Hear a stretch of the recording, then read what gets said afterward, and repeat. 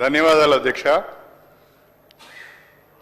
ఈరోజు దయచేసి అన్న ఒక్క నిమిషం గౌరవం, దయచేసి సభ్యులందరూ కూడా సమయ పాలన పాటించాలి. ఎందుకంటే చాలామంది సభ్యులు మాట్లాడే వాళ్ళ కోరిక ఉన్నది కాబట్టి దయచేసి పెద్దవారు మీరు కొద్దిగా సమయాన్ని అందరూ కూడా పాటించాలని కోరుతా ఉన్నాను. అధ్యక్ష,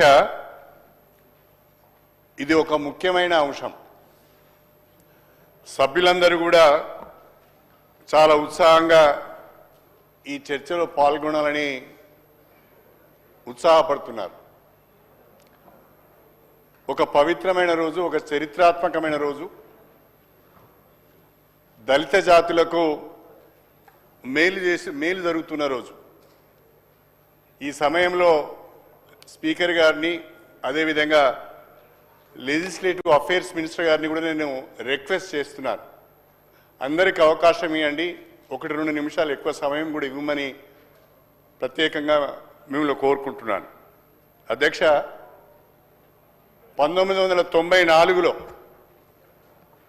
ప్రకాశం జిల్లా ఈద్మూడిలో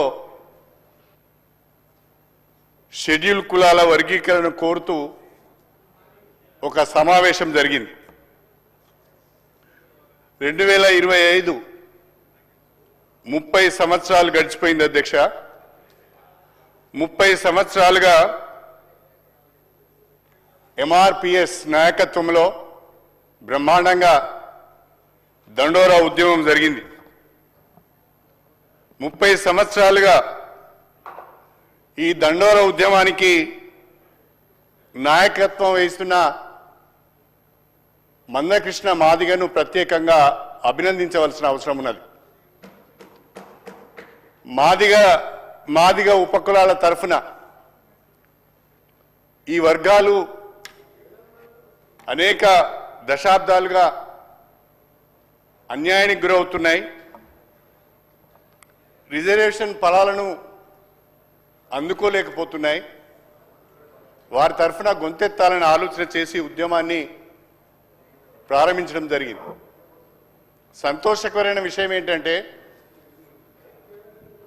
దండోరా ఉద్యమానికి ఆనాడు ఆంధ్రప్రదేశ్లో సమైక్య రాష్ట్రంలో అన్ని రాజకీయ పార్టీల మద్దతు దొరికింది,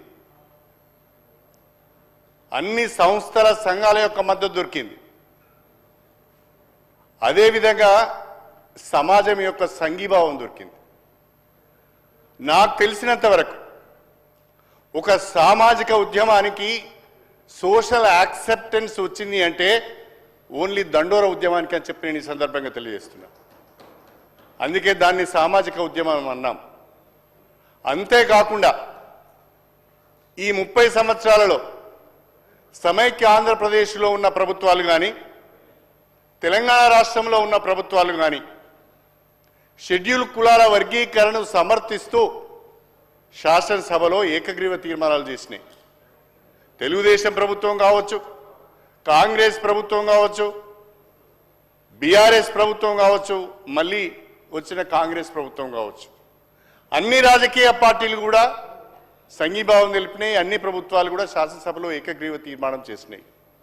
30 సంవత్సరాలుగా ఇంత యాక్సెప్టెన్స్ ఉన్న దండోరా ఉద్యమానికి, ఆ దండోరా ఉద్యమం యొక్క ప్రధానమైన డిమాండ్ అయిన వర్గీకరణకు ఈరోజు పరిష్కారం లభిస్తున్నందుకు చాలా సంతోషంగా ఉంది అని చెప్పి నేను ఈ సందర్భంగా తెలియజేస్తున్నా. 1994 నుంచి 2025 ఈ రోజు వరకు కూడా నేను దండోరా ఉద్యమంతో మమేకమై ఉన్నాను. 1994లో మొదటిసారి ఎమ్మెల్యేగా ఎన్నికైన తొలినాళ్లలోనే దండోరా ఉద్యమం ప్రారంభమైంది. ఆ తర్వాత ఉమ్మడి ఆంధ్రప్రదేశ్లో మంత్రిగా ఉన్న సమయంలో కూడా 4 సంవత్సరాలు వర్గీకరణ అమలు చేసే ప్రభుత్వంలో నేను మంత్రిగా ఉండడం ఆ రోజు ఒక అవకాశం అయితే, ఈనాడు మళ్ళీ ఈ కాంగ్రెస్ ప్రభుత్వంలో గౌరవనీయులు ప్రియతమ నాయకులు రేవంత్ రెడ్డి గారి నాయకత్వంలో ఈ వర్గీకరణకు చట్టబద్ధత కల్పించడానికి వీలుగా అసెంబ్లీలో చర్చ జరిగిన రోజున కూడా నేను ఈ సభలో సభ్యునిగా ఉండడం కూడా ఒక గొప్ప అవకాశంగా నేను ఈ సందర్భంగా అభిప్రాయపడుతున్నాను. అధ్యక్ష, వర్గీకరణకు సంబంధించి వేసిన అన్ని కమిషన్లు కూడా వర్గీకరణకు అనుకూలంగా నివేదికలు ఇచ్చాయి. 1996లో ఏర్పాటు చేసిన రామచంద్రరాజు కమిషన్ కానీ, ఆ తర్వాత వచ్చిన ఉషా మెహ్రా కమిషన్ కానీ, ఈరోజు వచ్చిన డాక్టర్ జస్టిస్ షమీమ్ అఖ్తర్ గారి కమిషన్ నివేదికలు కానీ, అన్ని కమిషన్ నివేదికలు కూడా వర్గీకరణకు అనుకూలంగా ఉన్నాయి, చేయవలసిన అవసరం ఉందని చెప్పారు. కాకపోతే రాష్ట్ర ప్రభుత్వాలకు ఆ అధికారం లేదు, పార్లమెంట్లో చట్ట సవరణ ద్వారా మాత్రమే చేయాలని చెప్పి హైకోర్టు, సుప్రీంకోర్టులు ఈ వర్గీకరణను దానికి సంబంధించిన జీవోలను కొట్టివేయడం జరిగింది. కానీ ఈనాటికి వాస్తవంగా ఆగస్టు 1, 2024 7 జడ్జెస్తో కూడిన సుప్రీంకోర్టు ధర్మాసనం ఒక చరిత్రాత్మకమైన తీర్పు ఇచ్చింది. ఆ తీర్పులో షెడ్యూల్ కులాల వర్గీకరణ రాజ్యాంగానికి లోబడి చట్టసమ్మతంగానే చేయొచ్చు అని చెప్పి ఒక మాట అన్నారు. Categorization is permissible in the law అని, categorization is permissible as per constitution అని. 7 న్యాయమూర్తులున్న ఆ రాజ్యాంగ ధర్మాసనంలో 6 న్యాయమూర్తులు వర్గీకరణకు అనుకూలంగా తీర్పు ఇచ్చారు, ఒక్కరు మాత్రమే వ్యతిరేకించారు. అందులో అనేక న్యాయ సూత్రాలను వాళ్ళు ఊటంకించడం జరిగింది. Article 14, article 15, article 16, article 341, article 335 అన్ని రాజ్యాంగంలో పొందుపరిచిన అన్ని ఆర్టికల్స్ను కూడా వాళ్ళు స్పృశిస్తూ వర్గీకరణ చేసే అవకాశం ఉంది. This is permissible as per law అని చెప్పి సుప్రీంకోర్టు ధర్మాసనం తీర్పిచ్చింది.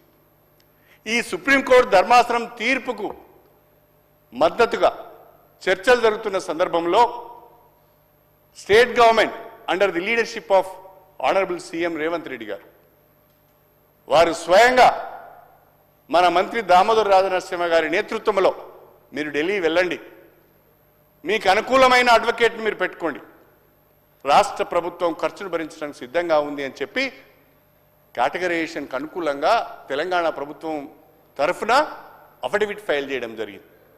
అదే సందర్భంలో గవర్నమెంట్ ఆఫ్ ఇండియా కూడా వర్గీకరణకు అనుకూలంగా అఫిడవిట్ ఫైల్ చేయడం జరిగింది.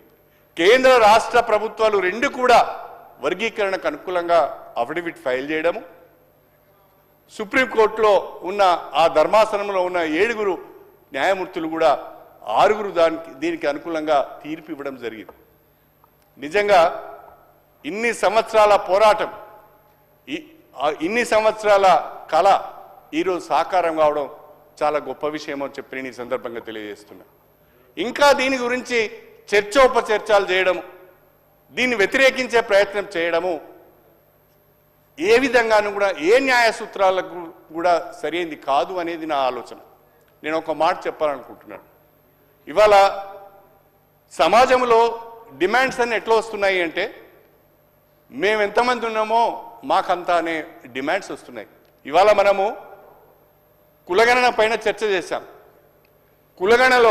కులగణనలో ఎస్సీలు ఎంతమంది ఉన్నారు, బీసీలు ఎంతమంది ఉన్నారు, మైనారిటీస్ ఎంతమంది ఉన్నారు, ఓసీలు ఎంతమంది ఉన్నారు అనేది చాలా స్పష్టంగా కులగణనలో మనం చెప్పాం.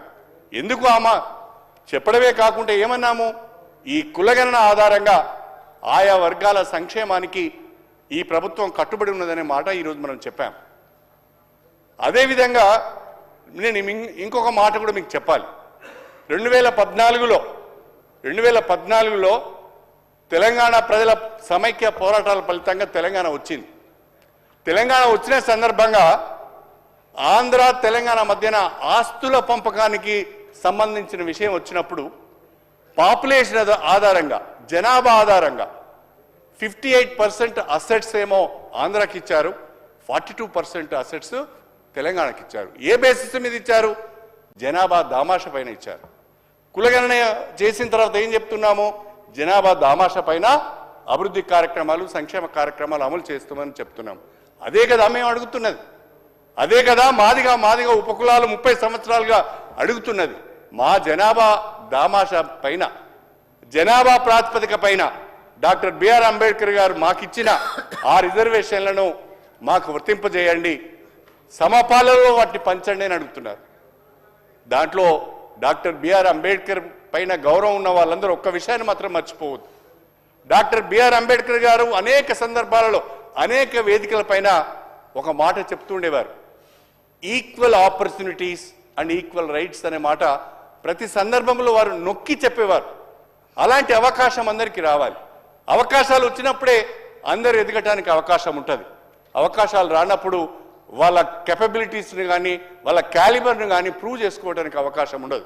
కాబట్టి జనాభా దామాషా పద్ధతిన షెడ్యూల్ కులాల రిజర్వేషన్లను సమపాలలో పంచాలన్నదే ఇందులో ఉన్న మూల సూత్రం. ఇది ఏ కులానికి ఏ వర్గానికి వ్యతిరేకం కాదు. దళితులందరం అన్నదమ్ములమే, అందరం ఒకే సమూహంలో ఉన్నాం. బాలగోపాల్ గారని ఒక సామాజిక కార్యకర్త ఉండేవారు, పాపం ఆయన చనిపోయారు. ఆయన గురించి ఒక మాట చెప్పాలి. ఉవ్వెత్తున దండోర ఉద్యమం నడుస్తున్న రోజులలో బాలగోపాల్ గారు ఒక ఆర్టికల్ రాశారు. ఆ ఆర్టికల్లో ఆయన ఏమన్నారంటే, దళితులందరూ అణిచివేసిన సమూహం, అణిచివేతకు గురవుతున్న సమూహం, ఈ అణిచివేతకు గురవుతున్న సమూహంలో అసమానతలు ఉన్నాయని చెప్పి బాలగోపాల్ గారు చెప్పారు. అసమానతలు ఉన్నాయి కాబట్టి సమానత్వం కొరకు వాళ్ళ హక్కుల కొరకు ఇవాళ మాదిగా ఉపకులాలు ఆందోళన చేస్తున్నాయి, దాన్ని మనం సమర్థించాలని చెప్పారు. అదేవిధంగా ఆనాడు ఆర్ఎస్యు మొదలుకుంటే ఆర్ఎస్ఎస్ వరకు కూడా అందరూ కూడా వర్గీకరణను సమర్థించారు. ఏ ఒక్కరు కూడా వర్గీకరణను వ్యతిరేకించలేదు. న్యాయం ఉన్నదని అనుకున్నారు.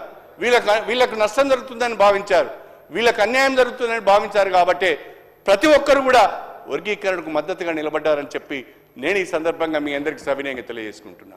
నేను ప్రభుత్వానికి విజ్ఞప్తి చేసేది ఒకటే, ఇంకా కాలయాపన జరగొద్దు. 30 సంవత్సరాలుగా నష్టపోయినాం, 30 సంవత్సరాలు ఓపిక పట్టారు. మా దళిత బిడ్డలు ఎవరైతే ఉన్నారో చాలా మంది చనిపోయారు, వాళ్ళ భవిష్యత్తును ఆగం చేసుకున్నారు, వాళ్ళ ఉపాధిని కోల్పోయారు, వాళ్ళ ఉద్యోగాలను కోల్పోయారు, పోలీస్ కేసులలో ఇరుక్కున్నారు, ఇప్పుడు కూడా జైళ్ళ చుట్టూ తిరుగుతున్నారు, కోర్టుల చుట్టూ తిరుగుతున్నారు. వాళ్ళ బంగారు భవిష్యత్తును కూడా ఈ ఉద్యమంలో చాలా మంది కోల్పోయారు.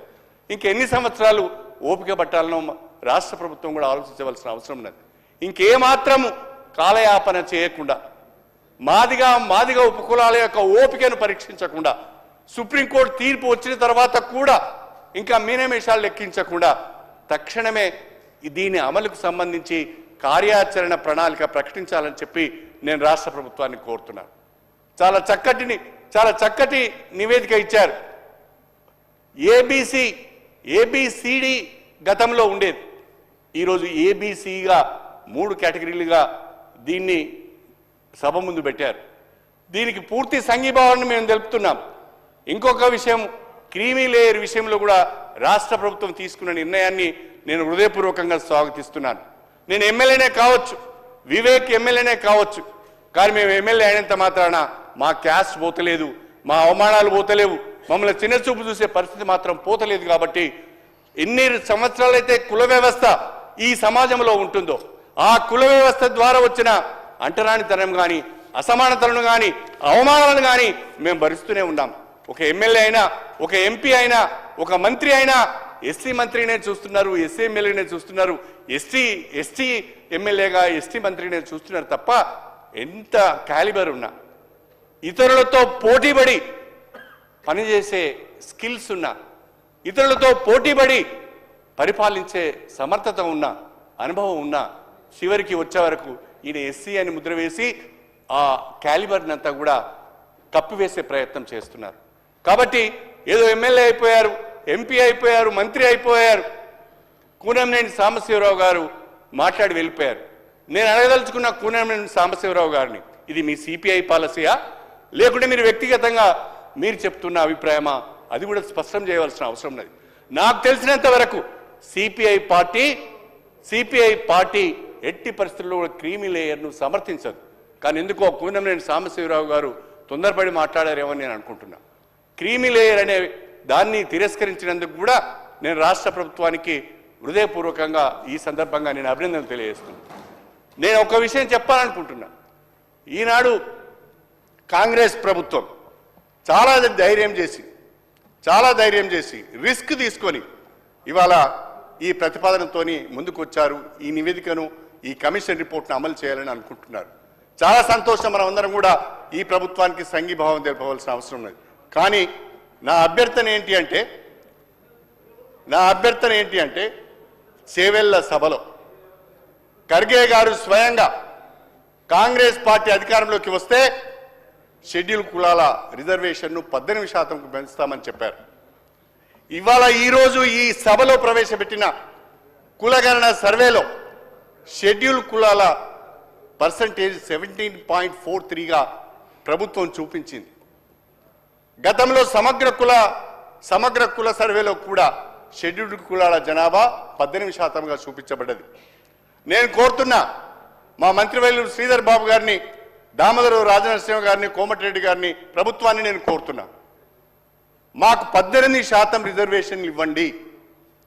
మా జనాభా ఈరోజు 18% ఉన్నది. గతంలో ఇది మీరు ప్రస్తుతం ఉన్న షెడ్యూల్ కులాల రిజర్వేషన్ను 15% నుంచి 18%కి కనుక పెంచితే ఏ రకమైన లీగల్గా మీకు సమస్యలు రావు. ఎందుకంటే గతంలో 2 పర్యాయాలు, గతంలో ఎన్టీ రామారావు గారు ఆనాడు 14% ఉన్న షెడ్యూల్ కులాల రిజర్వేషన్ను 15% చేశారు. అదేవిధంగా 4% ఉన్న షెడ్యూల్ ట్రైబ్స్ యొక్క రిజర్వేషన్స్ 6% చేశారు. మొన్నటికి మొన్న బీఆర్ఎస్ ప్రభుత్వం కేసీఆర్ గారు షెడ్యూల్ ట్రైబ్స్ యొక్క రిజర్వేషన్ను 6% నుంచి 10%కి పెంచారు. ఇది కాన్స్టిట్యూషన్ ప్రకారమే, రాజ్యాంగం ప్రకారమే మాకు దక్కవలసిన అవకాశం ఇది, మాకు దక్కవలసిన హక్కు ఇది. కాబట్టి రాష్ట్ర ప్రభుత్వాన్ని నేను కోరుతున్నా, మీరు 15%కే పరిమితం చేయకుండా 18%కి షెడ్యూల్ కులాల రిజర్వేషన్ పెంచి ఆ 18%లో ఈ 3 కేటగిరీలకు దామాషా పద్ధతిన వీటిని ఇస్తే బాగుంటుంది. ఆ రకంగా మీరు జీవో ఇచ్చేటప్పుడు వీటన్నిటిని కూడా పరిగణలోకి తీసుకొని రిజర్వేషన్ను 18%కి పెంచి ఈ దామాషా మీదనే అవి ఏ రకంగా ఏ పర్సెంటేజ్ ఇవ్వాలనో ఇచ్చి మీరు ముందుకు పోతే బాగుంటుంది. కార్యాచరణ ప్రణాళిక రూపొందిస్తే బాగుంటుంది. ఇంకేమాత్రం కూడా ఆలస్యం చేయొద్దని నేను కోరుతున్నా. చివరిగా 2 విషయాలు చెప్పాలనుకుంటున్నా. డాక్టర్ బిఆర్ అంబేద్కర్ గారు మా దళితులందరికీ ఆరాధ్య దైవం. ఆ డాక్టర్ బిఆర్ అంబేద్కర్ గారే లేకుంటే ఇవాళ మేము చాలామంది కూడా ఈ సభకు వచ్చే వాళ్ళం కాదు. ఓపెన్ కాంపిటీషన్లో మేము పోటీ చేసే వాళ్ళం కాదు. మమ్మల్ని ఎన్నుకునే వాళ్ళు కూడా కాదు. ఇవాళ రిజర్వేషన్లు వచ్చాయి కాబట్టి విద్యా, ఉద్యోగ, రాజకీయ రంగంలో డాక్టర్ బిఆర్ అంబేద్కర్ గారు అణచివేతకు గురైన, అసమానతలకు గురైన, అంటరానితనానికి గురైన వర్గాలను పైకి తీసుకురావాలనే ఉద్దేశంతో, సమానత్వాన్ని సాధించాలనే ఉద్దేశంతో ఆయన రిజర్వేషన్లు కల్పించాడు. కాబట్టి ఈరోజు మాకు ఈ అవకాశాలు వచ్చాయి.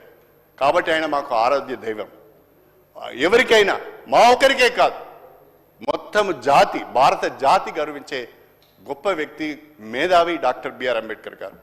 ఏ రకంగానైతే మాకు ఆరాధ్య దైవం డాక్టర్ బిఆర్ అంబేద్కర్ గారో అదేవిధంగా ఈ ఉద్యమానికి నాయకత్వం వహించిన మందకృష్ణ మాదిగ కూడా చాలా గొప్పవాడు అని చెప్పి నేను ఈ సందర్భంగా తెలియజేసుకుంటున్నాను. చాలామంది చాలా రకాలుగా, నేను కూడా అనేక సందర్భాలలో విమర్శించి ఉండవచ్చు, కొన్ని విషయాలలో విభేదించి ఉండవచ్చు. కానీ 30 సంవత్సరాలు ఈ ఉద్యమాన్ని సజీవంగా నిలపగలిగాడంటే అదొక మందకృష్ణతోనే సాధ్యమైంది అని చెప్పి నేను ఈ సందర్భంగా తెలియజేస్తున్నాను. అదేవిధంగా ఈరోజు 3వ వ్యక్తి మా జీవితాలలో ఆనాడు డాక్టర్ బిఆర్ అంబేద్కర్ వెలుగులు నింపితే మరొకసారి ఈరోజు మా జీవితాలలో వెలుగులు నింపబోయే భావితరాలకు, మా నెక్స్ట్ వచ్చే జనరేషన్స్ జీవితాలలో వెలుగులు నింపబోయే గొప్ప వ్యక్తి మన ప్రియతమ ముఖ్యమంత్రి రేవంత్ రెడ్డి గారు అని చెప్పి నేను ఈ సందర్భంగా తెలియజేస్తున్నాను. రేవంత్ రెడ్డి గారు తెలంగాణ కాంగ్రెస్ ప్రభుత్వం తీసుకున్న ఈ నిర్ణయం భారతదేశ చరిత్రలో నిలిచిపోతున్నది. తెలంగాణ ప్రభుత్వం తీసుకున్న ఈ నిర్ణయం ఇతర రాష్ట్రాలకు మార్గదర్శకం కాబోతున్నది. తెలంగాణ ప్రభుత్వం తీసుకున్న ఈ నిర్ణయం అనేక రాష్ట్రాలలో ఉన్న ఇతర మాదిగ ఉపకులాలే కాకుండా ఇతర కులాలు ఎవరైతే సరి అయిన రిప్రజెంటేషన్ లేకుండా అవస్థలు పడుతున్నారో, ఇబ్బందులు పడుతున్నారో వాళ్ళందరికీ కూడా ఉపయోగపడే విధంగా ఈ నిర్ణయం ఉంటుంది అని చెప్పి నేను ఈ సందర్భంగా తెలియజేసుకుంటూ దళిత జాతుల పక్షాన మాదిగ ఉపకులాల పక్షాన కాంగ్రెస్ ప్రభుత్వానికి హృదయపూర్వకంగా ధన్యవాదాలు తెలుపుకుంటూ ప్రత్యేకించి ముఖ్యమంత్రి రేవంత్ రెడ్డి గారికి మా జాతి రుణపడి ఉంటుంది. దీన్ని చిత్తశుద్ధి చేయండి. ఎంత త్వరగా వీలైతే అంత త్వరగా కార్యాచరణ ప్రణాళికను ప్రకటించండి అని మీ ద్వారా రాష్ట్ర ప్రభుత్వానికి విజ్ఞప్తి చేస్తూ నాకు ఈ అవకాశం ఇచ్చిన మీకు ధన్యవాదాలు తెలుపుకుంటూ సెలవు తీసుకుంటున్నాను. వివేక్ గారు. అధ్యక్ష, థ్యాంక్ యూ వెరీ మచ్.